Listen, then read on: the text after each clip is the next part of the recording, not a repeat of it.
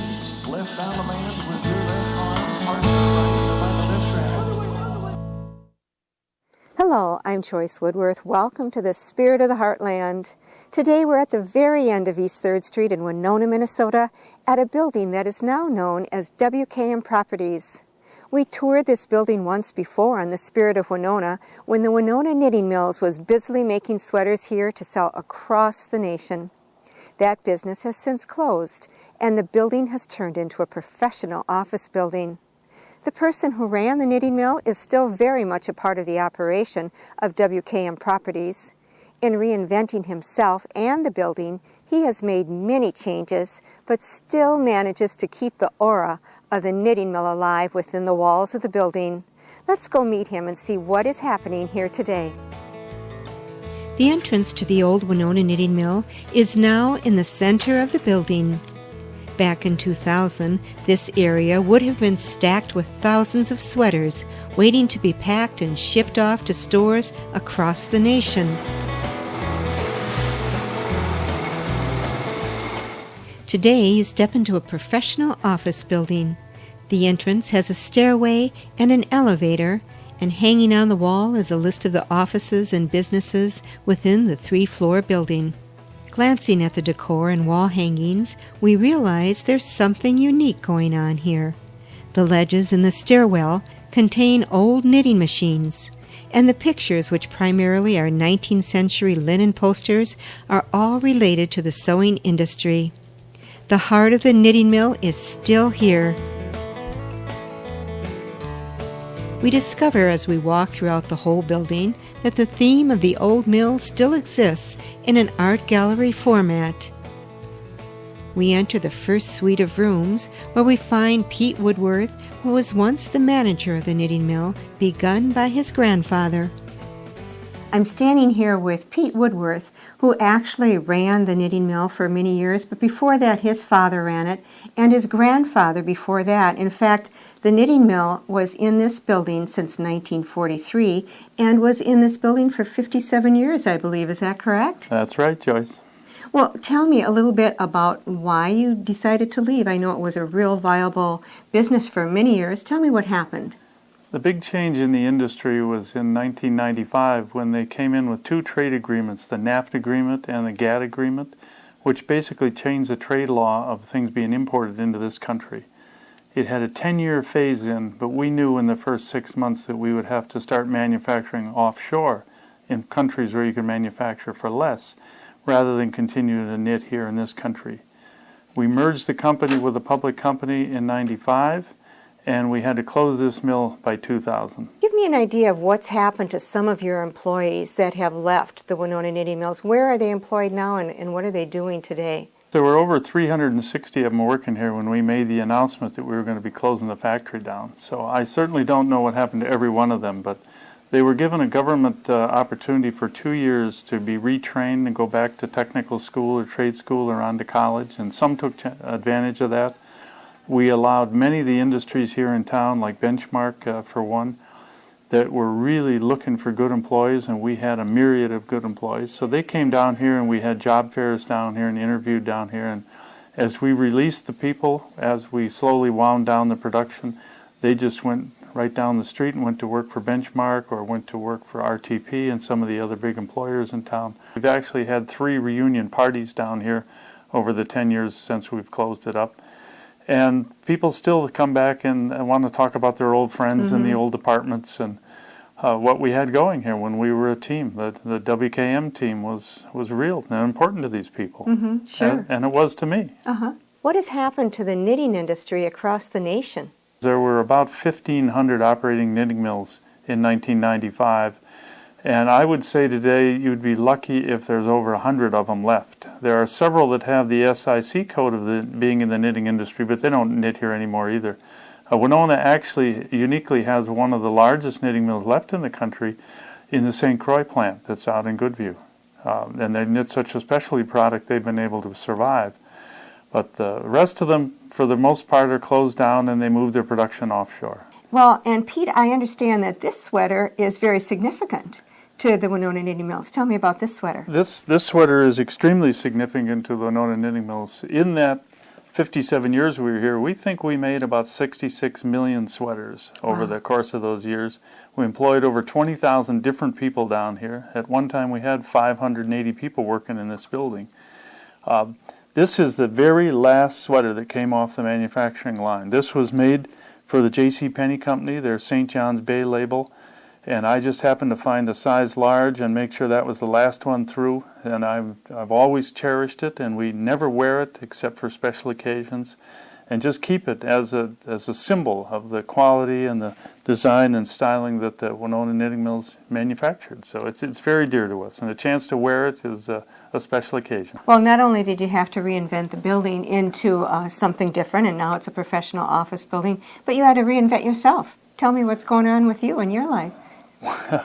Reinventing yourself is harder than remodeling a building. You know, you have to learn how to do things that other people used to do for me. When we had a staff here, there was a great many people that I depended on to take care of things. And now, if my computer won't work, or the copy machine jams up, or I need something done, I have to do it myself. It's been a whole new evolution for me. But we have a nice little campus down here now with all the manufacturing buildings. There's 9 acres here in Winona. It has 6 buildings on it. We have a building in Goodview. We own a building in Rochester. So the little WKM Properties business is alive and well, and that's what I do. Mm-hmm. Well, I'm really excited about touring the building and showing off the building, how it's turned into a professional office building. Would you go along with us and show us around? I sure would. I have nothing but time for you. All right, great. We're walking through what used to be the original reception office for Winona Knitting Mills, and here is Joanne Johnson, who actually was an employee when it was a Winona Knitting Mills, and now she's a receptionist for WKM Properties. Hi, Joanne. Tell me what your business was here at the Winona Knitting Mills when it was the mills. In the sweater mills, I was in payroll. I did product development, various jobs, accounts payable, purchasing. So I was all over the place. So you had lots of jobs with Winona Knitting Mills. What was it like back then for you to work here? I started here about 18 years. I worked here for 18 years. It was fun. I always enjoyed working here. I'm a people person, and I always enjoyed the staff. Seemed to like working here. It was a good thing, and it spreads. And now you ended up here back again at WKM Properties. Just tell me briefly, what was the transition for you, and how did you end up back here? The transition was like coming home. Same offices. I worked right over there, and it's kind of like going back. I can still sometimes hear the knitting machines on 3rd floor, and I know it's crazy. Everybody thinks I'm, hearing things, but still I can see the activity from before in here. So It's almost like there is still an aura of the knitting mills in this building, right? Oh, yes. Now, is it meeting your expectations? Are you liking yes, it? it is. Yes, it is. I'm property manager here, and I just love it. The tenants are just great. And learning a new job is good, and it's fun. Okay. It's good. Well, we're going to go off and see some of those tenants, and thanks for talking with us, Joanne. Good luck. Thank you. And this out here is where we have the entranceway for the old WKM building. Oh, okay. It looks very familiar. Things haven't changed in this room at all, have they? Not really, just added some other artifacts and memorabilia, and thought we'd put some of the mission statements, and collected a few old little child sewing machines and some of the final sweaters that we made here, and a knit picture of the Winona Knitting Mill. It's actually knit on one of our machines, on a 14-gauge machine. We have a letter that we like to point out to people. This is a letter that came to us from the White House. We wrote to Bill Clinton when he was president and just explained to him that we were having a few problems with the new trade laws. And it was NAFTA at the time, the North American Free Trade Agreement. And he wrote back, "Dear Pete, thank you for your letter about NAFTA. I appreciate your concerns." And then he goes on to say, "The package I'm fighting for with NAFTA in Congress is a good deal for the workers and a good deal for America. The critics are wrong. It will not cost the U.S. any jobs. It will create more jobs," and on and on and on. And I just leave it up there as a testimony to say, I don't think so. So that isn't exactly what happened, is what you're saying. Not exactly. No. So you really think that NAFTA really hurt the jobs in America across the United States? NAFTA and GATT eliminated the manufacturing of apparel in this country. There's hundreds of thousands of jobs were lost. And the conclusion that they would have you come to is that they went on to better jobs, those people. But I don't know if that's always true. I think it was good when we had a sector in this country that manufactured things for use in this country. But Congress had a different idea and the president had different ideas, so we just had to adjust. We moved all our manufacturing overseas. So I want to show you one of our sweaters over here that's on the wall. All right. That's a little more well-known.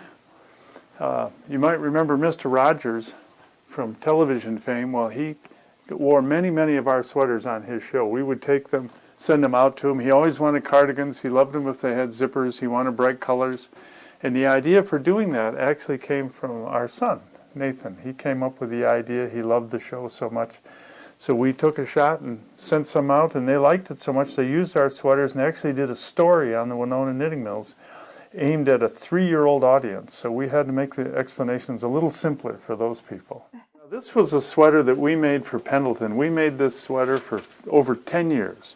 It was one of our most popular styles. It's actually styled after the Chief Joseph Indian patterns, and Pendleton Woolen Mills out in Portland, Oregon was enamored with the idea, and they bought this 4-pound wool sweater from us for over a decade.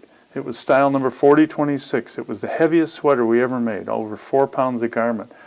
And 15 years after we made it, Jeff Bridges was wandering through a prop shop in Hollywood, getting ready to be the dude in The Big Lebowski, and he spotted that sweater and thought, that's what the dude would wear.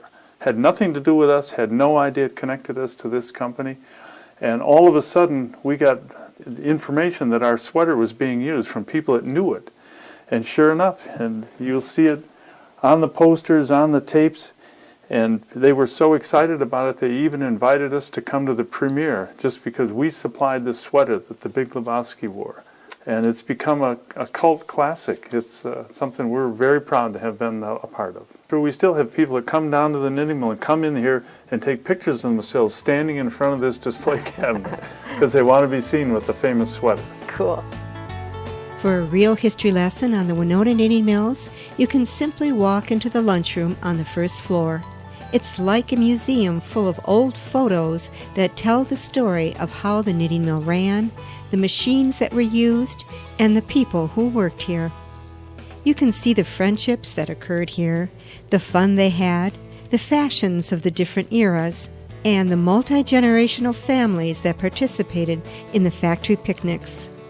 Here you can view the daily life of many of our ancestors. The rest of the first floor has been, or still is, being converted into other businesses now. The largest one here is Mediascope, which covers the area that was once the factory outlet store, the Signet Sportswear division, and part of the knitting mill testing laboratory. This is David Steinquist, who is the president of Mediascope here in WKM. Well, tell us first off, David, what does Mediascope do? Mediascope is multifaceted. We have direct mail. We do processing of mail for large companies here in town and nationally. We do bookbinding, where we put books together, put the covers on, and collate everything. VeggieTales is probably our highest profile customer. We do all of their online order shipping for them. The VeggieTales product, we download orders every day and ship a couple hundred orders a day. Family Life is another customer out of Little Rock. We do a lot for them in regards to their marriage conferences. They have 3 or 4 marriage conferences every weekend, so we ship brochures and product information about that. Also for Family Life, we have put together several kits for them. We receive the various components from different suppliers, and then we take the parts and we build a kit. We've got a booklet in here and some questionnaires and then some collaterals that a husband and wife would use, say on a date night to spark conversation. As far as our fulfillment, that's what we do. We get their product and we ship it for them. We have about 25,000 square feet total in the building. The building's great. It offers us a contiguous space. Before we moved here in 2000, we were in 2 separate facilities. So having everybody under one roof is a great thing for us. Mm-hmm. Here we're collating. We're putting pages for a book in order, stacking them up, and then they will move over to our binder where the covers go on and things are trimmed down to the final book size. Okay. And we have also got a folder that folds these pages up. They come in what's called signatures flats. We fold them up into signatures, collate them, and put them in a book. Okay, how many employees do you have back here? The company, we have 31 employees. Oh, and they're all working right here in WKM Properties? Correct. Yep, all right here in this building. Oh, you've got a big space, really big We do. space. A lot happening. And our Okay. mail machines are over here and the warehouse in the back. All right, and it works perfectly for you, huh? It does. It's excellent. Oh, I'm so glad to hear that. Thank you so much, Dave. Thanks, Joyce. There are 2 suites of offices next to Mediascope on the first floor of WKM. Both have a direct entrance off of 2nd Street, and both were originally very industrial places before the renovation of the building. Sonnenfeld Financial was once the boiler room for Winona Knitting Mills. It was gutted and remodeled and turned into a bright, handsomely decorated office space with a loft and an extra conference room. Well, I'm standing with Terry Sonnenfeld, who is here in this charming, charming little office. What is your business here in the building? Our business here is financial services. We help people with their retirement accounts, and we also service a number of 401k plans within the Winona area. Well, where were you before you came over here to WKM Properties? Our offices were downtown, and we were having trouble with parking issues for our clients, so we were looking for another location, and we heard about some places that were available down here. So you came over here and you took a huge chance, because I remember what this room looked like. It was the old boiler room. Right. When I came down here, I was expecting to be shown offices that were typically, that looked like offices, and here we walk into this old boiler room with, we had to watch where we were walking. We were walking on rubble and things like that. Pete mentioned that, I think this was the tenderloin of the whole building. He says if somebody would just have the imagination, and of course my wife did have the imagination, she said, Terry, I think this place would work out. Oh, well, good for her, because I think it has worked out for you, right? It has. Yeah, it's a beautiful spot. It's nice and quiet. It's right street level, and so parking is not an issue anymore. Well, tell me about some of your customers and how they feel about coming down here. Well, they love it. In fact, a number of my clients are past employees of WKM. Oh. And we had, I went out to meet with one lady, and she was in her 80s, and I mentioned that we had just moved our offices down here, and she said, just 1 minute, and she went into her cupboards and pulled out an old photo from the 1940s. She was actually at a company picnic, and she was in the photo. Great. So it sounds like you make house calls then? Yes. Oh, you do? Yep. Oh, But a lot of people like to come down here because it's still it's a Sure. convenient location. Just come down Mankato Avenue and they're here. All right. So you like the building real well, and tell me a little bit more about the decor of the building of your office right now. Well, one of the things that this office space had was the brick walls, which we wanted to kind of retain the color of the brick walls. And like in this corner here, this was all boarded up, and when they took the boards down, had just kind of this nice old chimney look, so we kept that in there. We were able to just kind of work with the structure the way it was, and it was fun. Oh, yeah, and I love the colors you picked out, and your decor is really delightful. Thank you. So you're happy in the building. Absolutely. Great. Yep. Well, good luck, and thank you for talking with us, All Terry. right. Thank you. All right. The second office, with its own entrance off of 2nd Street, is Northwestern Mutual Life Insurance. This beautiful space was once the tool shop for Winona Knitting Mills. Today, it has been turned into a very comfortable, colorful, and well-decorated suite of offices. Hi, John. Joyce, how are you? Oh, I'm great. Good to see you. Really good to see you. Oh, thank you. Certainly. This is John Kennedy, who is the representative for Northwestern Mutual Life Insurance, Health Insurance, too? Financial network. Yeah. ... Oh, okay. So how long have you been down here at WKM Properties? We came 4 years ago, started out for a little over a year in a room up on the 3rd floor. And then this space, it was nowhere near as attractive as this, opened up. And Pete came to me and said, I want you to look this over and consider it. And Joyce, the thing that sold us was, this is right on the sidewalk. People couldn't get out of their cars and walk 13 paces, and they're right at our door, so it was very nice. Oh, wonderful. And plus, they had done such a good job with the space next door that we knew that they could do excellent with what was the workshop at the time.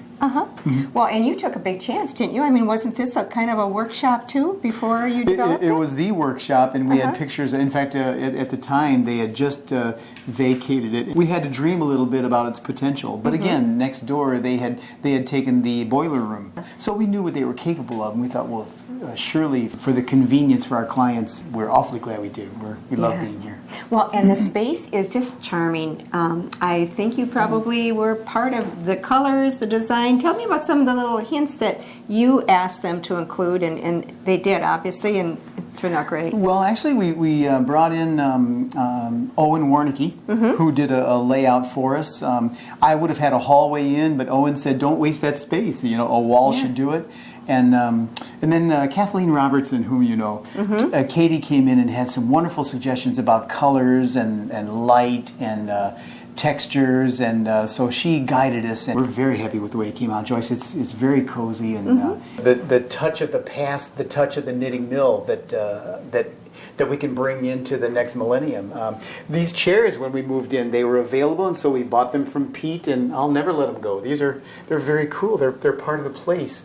When we moved in here, he gave us great liberty to build out in any way, shape, or form. They offered us a lowered ceiling, and I said, don't dare. This is beautiful. People pay a lot of money, for this kind of character. With this opening, they had, I don't know if it was a water heater or water softener behind here, and he said, we'll be happy just to brick that over. And my wife, Cindy, came in, and she said, don't dare.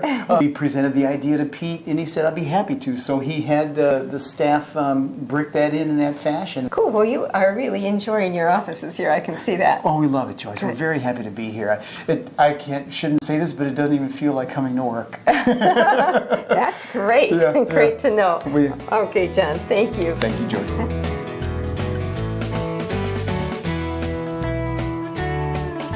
Well, we're on the second floor of WKM Properties, and it looks like it's pretty undeveloped. Well, this is the way the building looked after we took everything out of it. This is the way we cleaned it up. It took months and months and months, but this was the cutting room. This is where all the cutting took place.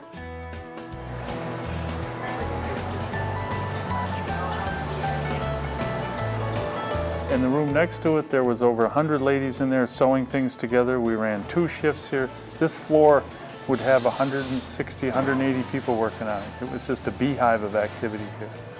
And now it's all cleaned up and ready to be developed. This is what we bring people in to take a look at and say, you could build an office suite, you could have your own design, we'll do it whatever you want, custom make it for you. And that's what we've been doing here for the last 5 years. And once you see this is the way it looked beforehand, and I'd love to take you upstairs, Joyce, and show you what it can look like afterwards, because we've completely developed the 3rd floor into professional offices.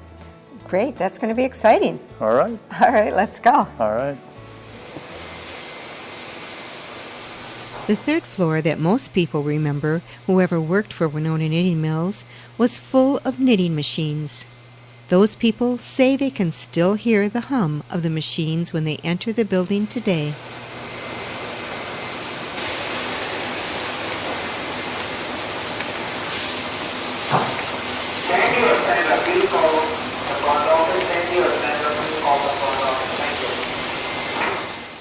Well, your 3rd floor is definitely finished. How many offices do you have up here on the 3rd floor? There are 14 offices on the 3rd floor right now, and they're all different kinds of offices.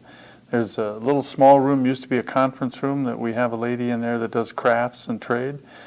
In this corner is the U.S. Army Corps of Engineers, and they had it custom designed to look exactly like a government office. And they were very visionary, taking something that looked out over the bluffs and over the river and gives them the afternoon sun. So everyone gets to have what they want, especially when they start with an open room. And as we go on down, I can show you rooms that look more like lofts, and some are very polished and some are very well developed. So it'd be fun to show you what we've turned the building into. All right. Do you have any common areas for the people who work here? We certainly do. We built a common conference room that we're very proud of. It's called the Winona Room. Okay. Would you like to see it? Yeah, let's start over there, okay? All right. All right. In next week's show, we'll tour the third floor and discover how to go about taking an empty floor of an old factory building and turn it into a professional office building. I'm Joyce Woodworth. Please join me for the second part of WKM Properties. Till then, enjoy the spirit of the Heartland.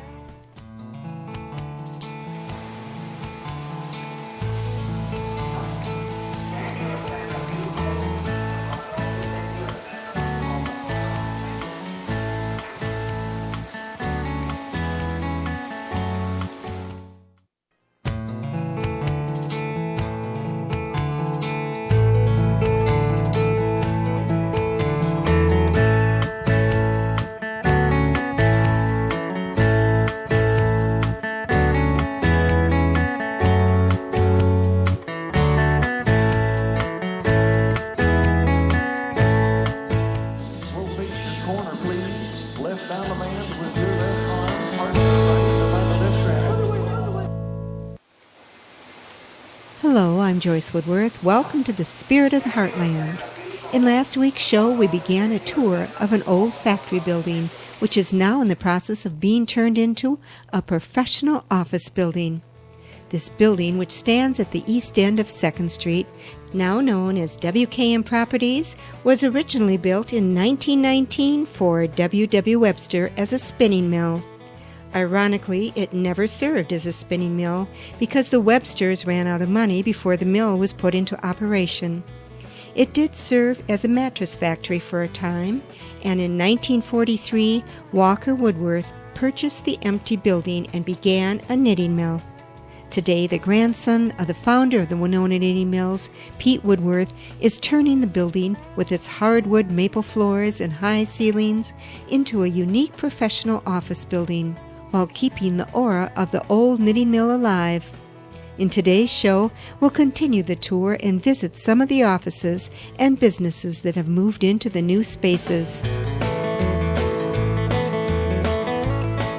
Oh, yes, this is a really lovely area. What do you use it for primarily? We built this as a common area conference room. Any of our tenants can come in here and use this at any time at no cost. It's first come, first serve, and it's just part of the services of the building. I just absolutely love the colors that you have in here. And the furniture is great. I love the color of the wood. And I understand there's kind of a special story about these chairs. Well, there is a special story about these chairs, Joyce. These came from the courthouse. When they remodeled the courthouse after the big flood down there, they bought all the chairs, and when they came in, they decided they were the wrong color, that they didn't match the paneling and the wood that was in the courthouse. So they made the contractor replace them all.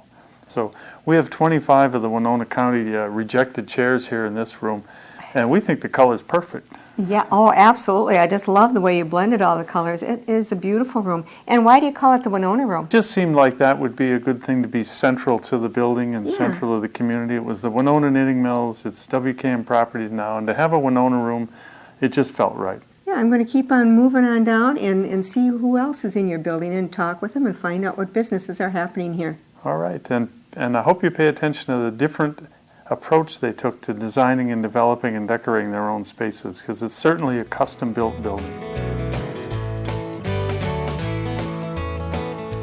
The third floor, which once held hundreds of knitting machines, now holds 14 businesses. Each one has a unique design of its own. There are smaller offices, such as a 2-room lawyer's office, for instance, which offers cozy spaces.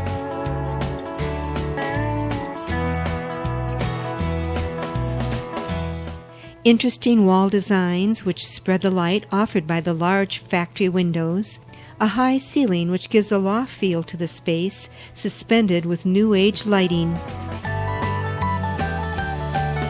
Across the hall is another small office which has a fabulous view of the Mississippi River. We stop here a moment to visit with Beth Moe, the Executive Director of the United Way offices. Hi, Beth. Hi, Joyce. Nice to see you. Oh, thanks. Good to see you, too, in this wonderful office space. Oh, we just love it. Oh, we really do. Good. It's just very nice. It meets our needs really well. And it's so nice to come in and see the view every day. We walk in and just smile every day because we get to see the river and the bluffs and birds fly. And people really like it. Our volunteers like being in here. we have volunteers that are adult professionals. We have student volunteers. We have volunteers of all different ages and walks of life, and this really meets the needs of everybody. Well, just tell the viewing audience a little bit about what United Way does exactly. Well, we do a couple different things. What people mostly know us for is we have a fundraising campaign in the fall through the community, and then in the spring we give out the money to human service agencies. But really more than that, we're a community safety net where we kind of see the big picture of everything and make sure that people are working together to try to meet the most important needs. And we're fortunate enough that enough people know United Way and respect what we do that if we see an issue and pull people together, they come and they work on it, and we just try to do a lot of good things with a lot of different people. Oh, that's excellent. Well, thanks for talking with us, You Beth. bet. Thank you, Joyce. Okay, Appreciate take it. care. Nice to see you. You too.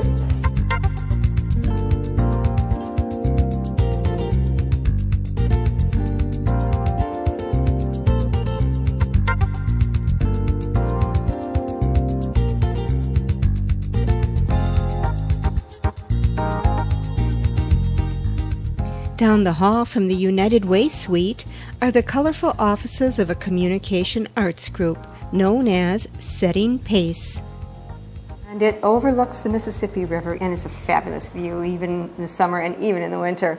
And this is Kim Schieber, and you're the designer, I understand, here at Setting Pace. Yes, I am.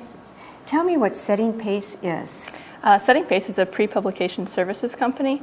We do composition, photo research, editorial, design, and project management for book publishing companies. Oh, okay. How many customers across the nation do you have? Lots. Oh, so you do reach all across the nation. Yes, we have offices in Cincinnati, Agora Hills, California. We have an office in New Delhi and here in Winona. Okay. Well, how do you like the office here in Winona? It's great. It's nice open space with, of course, beautiful views. That helps coming to work. It's a great building. It's got a lot of history to it, and that's cool. And the hallways with all the knitting mills memorabilia is really cool, too. And the colors that you have chosen for this space is fantastic. It seems like every single wall is a different color. Yeah, one of the owners of our company actually designed the space. He chose colors from our logo and then placed them throughout the office. And the lighting is great, too. Did he also pick out the interesting lighting? Yep, he is a designer, and so he helped to design the space. Yeah. I love the way that the lights look, but not just the light. It's the glow on the wall that it gives off. It's a whole, like a piece of art. Yeah. Well, thanks so much, Kim, for meeting with us, and good luck with Setting Pace. Thank you. This corner of the building, which now houses Setting Pace, once held the steaming department of the Winona Knitting Mill.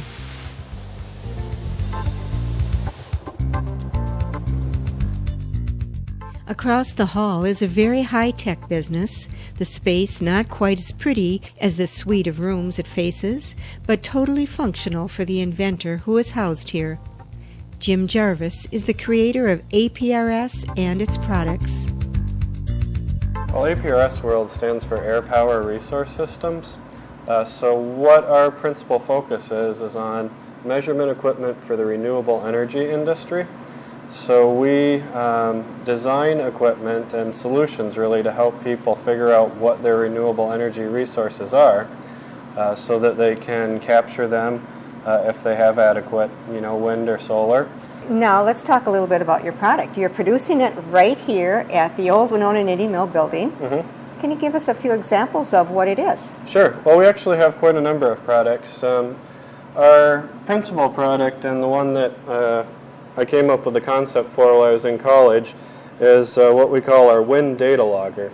Basically, it's a measurement device that you can hook a variety of sensors to, and it stores the data so it can be later analyzed. So one of the primary sensors for that is called an anemometer. Basically, it's a wind speed measurement device. Wind catches in the cups, rotates, and the faster it rotates, the more wind you have. And so, in a lot of cases, customer will have one or more anemometers connected to a wind data logger. They'll put it up for a period of time, perhaps a year, and then they'll be able to look and see if they have enough wind to justify a wind turbine. And so from there, that's the basic concept, but we've added a whole lot of supporting pieces to the puzzle. So for instance, this is what we call our solar-powered self-contained wind data logger. It's quite a mouthful, but basically it's a ready-to-go package in a weatherproof box that a customer could mount outside on a big tower, or maybe just a post in their backyard. And along with the anemometer, they could measure their wind resources. So on the roof of the knitting mills here, we actually have one of these small Chinook 200 wind generators. And it's just barely sticking above the building, which is, in general, a pretty bad way to have a wind generator situated. But in our case, it's what we have available, and it actually works out very well.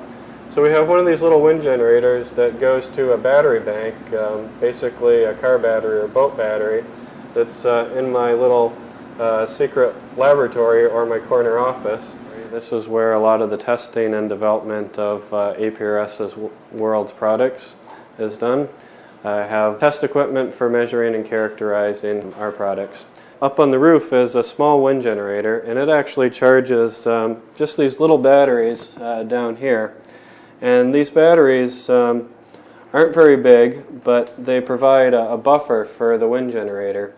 And so when they get charged up, actually the excess power goes into this heater, which you might be able to see buried back in here. And so in the winter time, when it's very windy outside, as is often the case, the batteries get completely full, and we use the excess power to heat this office. This is Will Hash, another young man who is part of the APRS office here at WKM. Now, tell me, how did you get involved with Jim Jarvis in this interesting business? Well, we originally met back at the science fairs that you mentioned before. So we had known each other there, and I kind of saw how Jim had grown this business and developed it and the amazing things that he was doing. And when I graduated from college, I said, well, I really want a green collar job. People were talking about that. I want to be involved in a small business that's growing, that's innovative, that's changing. And Jim's business was right there. And so I came to him and I said, how can I be a part of this? What could I do for your business? And he said, well, sales and marketing. Describe what a green collar term means. Well, the renewable energy industry it's a very rapidly growing industry. And so as I was going through college and hearing about things, people kept bringing up this term green collar and about finding jobs in the new energy economy and in the renewable energy field where we were really going to see a lot of growth and a lot of changes. Well, who are your customers? In general, it's somebody who has a piece of land and high electricity costs, and so they want to do some sort of a renewable energy project. And this is people around America, this is people around the world, increasingly. If, for instance, a local farmer, thinks that his plot of land on top of the ridge here in Winona is a great spot for a wind turbine, for wind energy, what could he get out of that? Could he actually make enough energy with a wind turbine to run his barn or his milking operation or his house? Oh, definitely. Really? Definitely. Okay. There are, there's many different sizes of systems, from the very small to the very, very large. The things you see on the side of highways are very, very large. Those are producing enough that whole cities can run off of them, or some percentage of a city's electricity. Whereas what we're dealing with, whereas an individual farmer, he'd be looking at offsetting some or all of his house's uses. Something like a milk operation, I don't know how much that consumes, but definitely it's all very possible. And we are in, people often say that the Midwest is the Saudi Arabia of wind. So we're in a very good place for it. All right. It must be awesome to be part of this upcoming business like this. Two young men, commend you very much. Thank you. Much larger offices are also available here, such as the U.S. Army Corps of Engineers space in the corner of the building. Well, hi, Melissa. Hello, Joyce. How are you today? Great. And how are Good. you? I'm great. Melissa is the area engineer for the U.S. Corps of Engineers here in Winona area. And tell me exactly, what does that mean? Well, the area office here oversees all the construction contracts that occur at the locks and dams from Guttenberg, Iowa, up to Minneapolis, and we manage the contracts to dredge the river, and we do some various flood control projects, and we're in Rushford right now repairing the damage from the August 2007 floods. We maintain the channel from the head of navigation in Minneapolis through Guttenberg, Iowa. So this office doesn't manage the Getz or what the Thompson did, but we have a contract that we manage that does smaller dredging. And now your office here is lovely. You've got a great corner. What is it like for you? I understand that you really put your faith in this building, and you were the first tenant that they had after the knitting mill closed. Oh, I could see how nice it was going to be. And I just love my view of Sugarloaf. It's almost distracting sometimes. I'm looking around and I see some really artsy pieces, and I think they probably are gears. But describe what they are. They're patterns from the locks and dams when they were built in the 1930s. They're casting patterns, so if a gear had broken, they would take that to a casting shop, I suppose like the old Badger Foundry, and put it in the sand and do the metal cast from that. And when we replaced all the machinery in the early 90s, these were surplus, and some of them were just going to go to the dump and be burned, and I just thought they were too nice. Yeah, they so definitely I are. dragged them over here. They make awesome art pieces. Which lock is this? Oh, that's a picture of Lock and Dam 9, and I found that at a estate sale. And actually that picture is that the dam is complete, but they haven't closed the gates yet. Yeah, it's a great shot, isn't it? I really like it. Well, okay, Melissa, thank you so much for talking with us. Is there anything else that you want to share with us? I think that would do it. Okay, thank you so much, Melissa. Thanks, Joyce. Another large suite sits at the back of the building and offers a river view to a training center affiliated with St. Anne's of Winona to certify nursing assistants. Joyce Nelson, director of the program, tells us about the 75-hour program presented here to approximately 300 students per year and how the space at WKM works for her.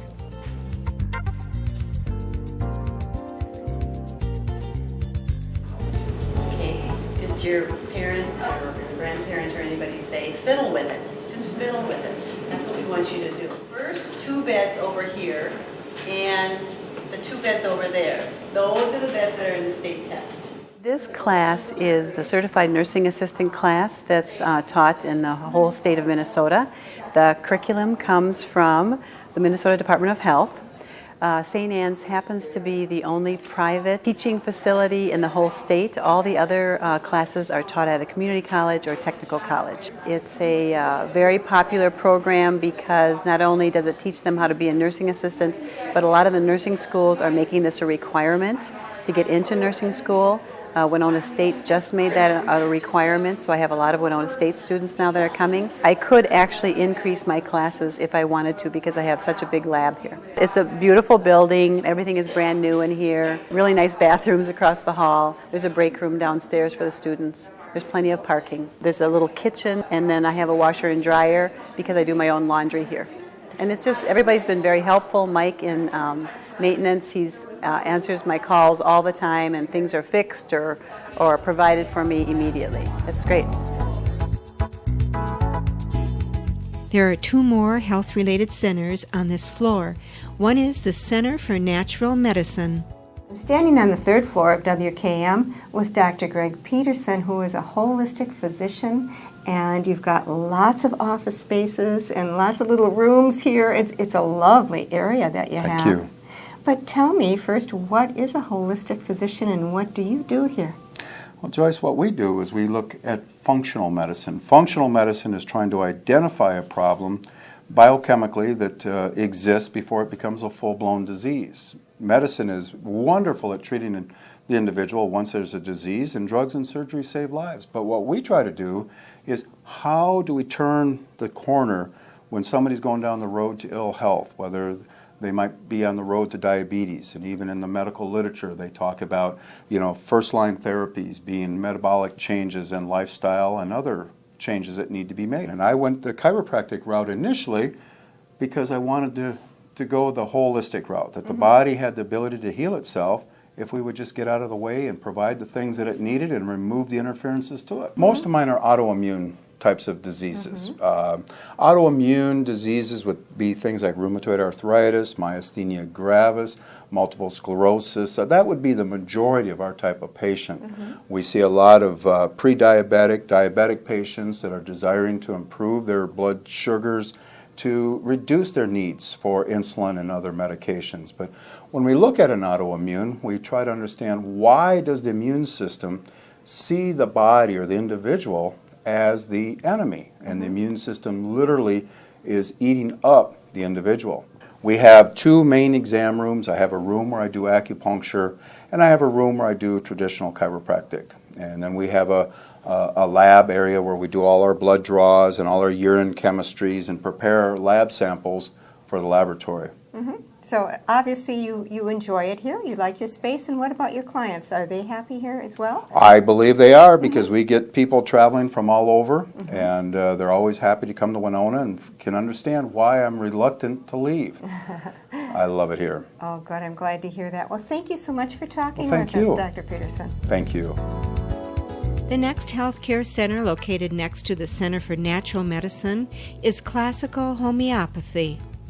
Hi, Joanne. Hi, how are you? Oh, I'm great. Hi. Thanks for seeing me today. Sure. Good to see you. This is Joanne Thomas, who is a homeopathic therapist, and you're going to have to tell me a little bit more about that because I'm not real familiar what that is. Okay. Well, homeopathy is a type of alternative medicine that is based on the notion of like cures like. And so I give remedies based on people's symptoms that would actually cause those symptoms in someone who didn't have them. It's not exactly like vaccinations, but it's sort of along those lines. Well, I've heard very good things about it. I know some of your clients. Great, thank and you. yeah, they swear by you. Yeah, so it they're works. Getting it's hard healed. to believe. For some people, it's hard to believe, but it does work. Let's just talk about a few examples. Like, well, so for instance, if I've got some pains in my neck or something, would you do something for that? What I do is I collect your symptoms. So I would sit you down, ask you to describe your pain, what makes it better, what makes it worse, when it came on, what was happening in your life.